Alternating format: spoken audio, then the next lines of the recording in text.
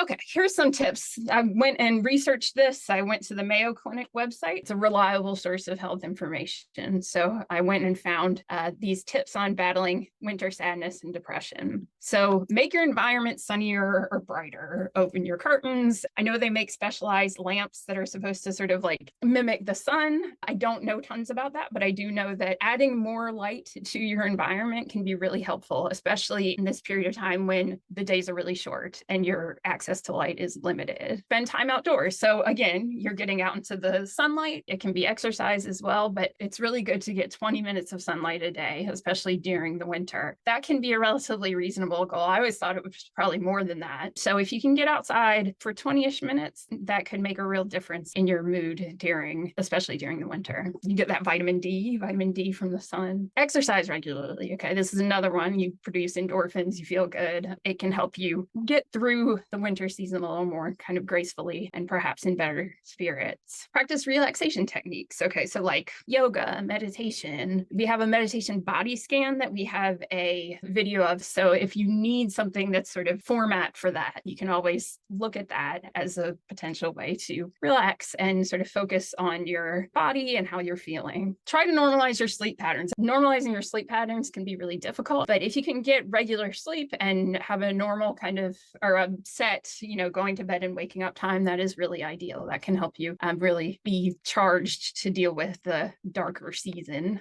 Make healthy meal choices. And of course, this is something that we're talking about at SMART all the time, but that your diet can actually play a big role in how you feel. And then reach out for help. So one of the things that I wanted to show you with this app, MindDoc, is if you're paying attention to and tracking your moods and how you feel, it can be easier for you to notice when you haven't been feeling good for a while and when it's time to ask someone for more professional help. So that's what we're going to sort of look at with that app. So tracking your mood and emotions again. So if you look at that, if you're really aware of that, then you can notice when there are changes or when you have been sort of low for a while and it might be time to talk to somebody. So MindDoc, the basic part of it is free. The part that we're going to look at today, there's paid options for it that go in multiple different directions, but it's an app that was designed by clinical psychologists. And it's for those who want to learn about mental well-being or people that have mild or moderate depression, anxiety, insomnia, or eating disorders. Either, you are just interested in your mental well-being, as, many of us are, or you might be somebody who struggles with mild or moderate depression or anxiety or any of those things. This has been shown to be helpful for all of that. You can download MindDoc in the App Store if you have an iPhone or the Play Store if you have Android. So just go there and Google MindDoc and you should see a little logo that looks like this. It's kind of like a little M, a little sideways M. Go there. And once you log into it for the first time, they'll have you make an account with your password and it'll connect your email address as well. It's pretty straightforward like you would do for any other app that needed you to make a login. And you'll also be asked to consent to MindDoc's terms of service and privacy policy.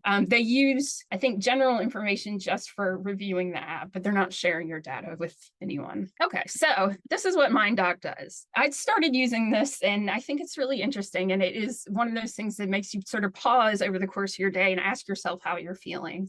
3 times a day, in the morning, in the sort of mid-afternoon, and in the evening, MindDoc asks you questions about how you feel. And they're not the same questions every time, which I think is kind of interesting. It'll be like, I'm not actually sure how many it is. It seems like 5 to 10 questions that are different each time. So it's focusing on different aspects of your mental health. This is just an example of one on the right here. Do you often worry about various things even when there's no particular reason for doing so? So you can say no, but if you say yes, it'll say, how much does this bother you will be the follow-up question. It'll be like slightly, extremely. You can note that, however it matches your emotional state. You don't have to do it 3 times a day, but it's offered to you 3 times a day. But if you do it a number of times over the course of a 14-day period, they'll send you a sort of record, a graph of what your mood tracking has looked like for that 14-day period. And they'll keep doing that indefinitely for as long as you use the app. And that can be really helpful. So if you see that your, mood sort of peaked and then really went downhill, you can go and look at what happened. You can share that information with your doctor and say, look,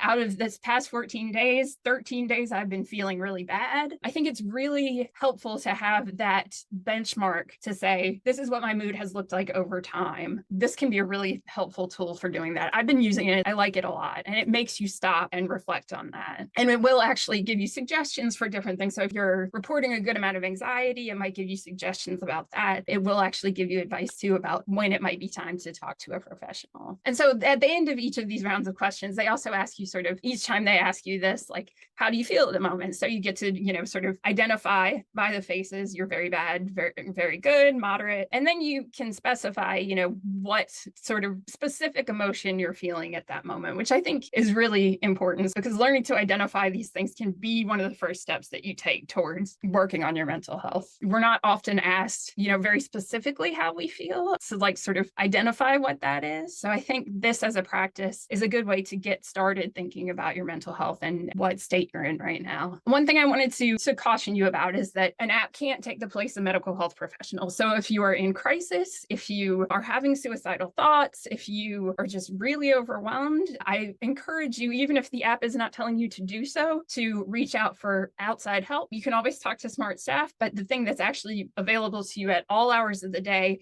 is 988, which is the national mental health emergency line now. So it's like 911, but it's 988. And that connects you directly to mental health professionals in the moment of crisis, or, any moment where you feel like it's just too much for you to handle on your own. You have access to that. Everyone has access to that. Please do use it if you need it, because they are the experts and they can connect you to the care you need. So don't just rely on the app, though it can be very helpful. These are some links to 2 videos of classes that we have done from either university. Some of them are culinary, some of them are tech talks, our art kits, just things that may be helpful to you when it comes to taking care of your mental health during the winter, or anytime really, but we're just sort of focusing on the winter right now.